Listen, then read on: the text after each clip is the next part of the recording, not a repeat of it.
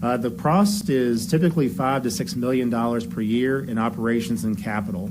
Of that, as a breakdown, I would say on average your operational is $4 to $5 million, and your revolving capital is about $1 million. Some years it's more, some years it's less. The material and equipment that we utilize for these operations is not cheap.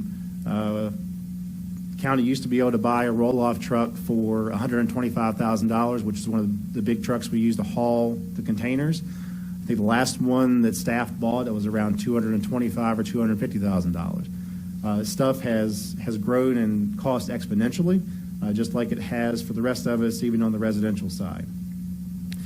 And one thing about this is that $5 to $6 million in operations and capital, typically it has been all cash.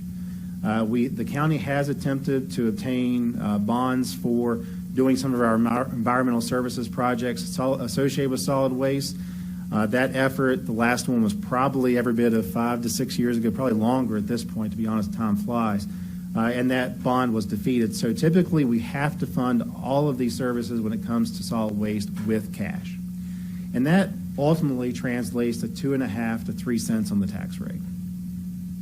Now, as we go through the remaining part of this presentation, I want to be clear to the board and to the public, our efforts here are not to take away rights, or perceived rights of using the centers.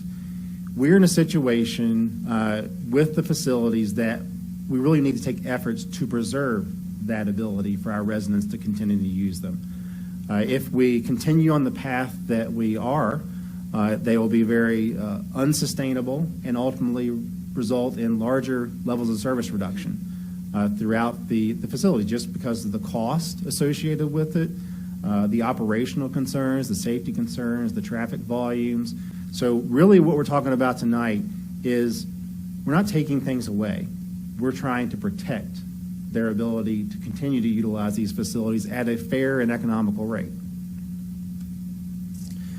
One of the biggest changes that the public has seen since December, we did receive some public feedback on our hours concerned about site lighting.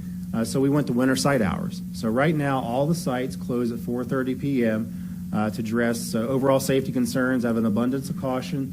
The county administration reviewed the concern and said, hey, let's go ahead and shut these facilities down at 4:30.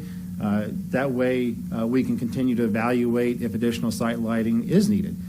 Site lighting was a concern. Visibility to the general public. Now, our staff are wearing Class 3 vests, which are required for nighttime work, so they're high vis, as you might call it in the industry. But the general public's not. So the general public is there at the facilities wearing anything from a dark black T-shirt to, pajama pants. So I mean, you lose their sighting when you're dealing with them in any type of low visibility conditions.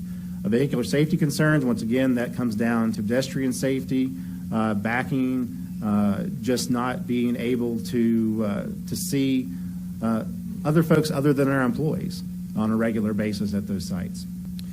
Right now, we're considering returning to normal operational hours when the start of daylight savings, which is March-April time frame.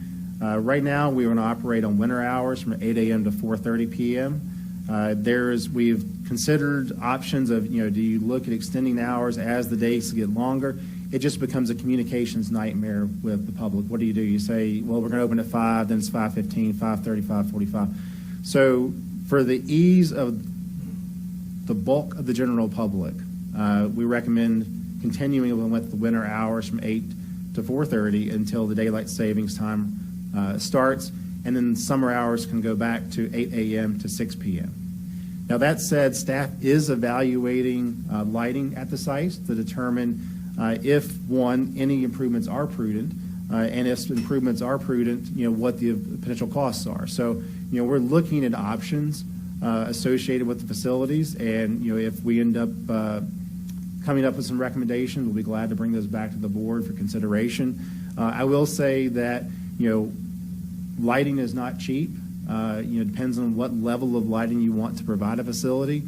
For example, a parking lot lighting and lighting in one of our fields is anywhere from $175,000 to $200,000. That's for Parks and Recreation. And they already have the infrastructure there, the lighting, the services there to provide that. So we'll definitely be willing to come back to the board and discuss those once we've done those evaluations.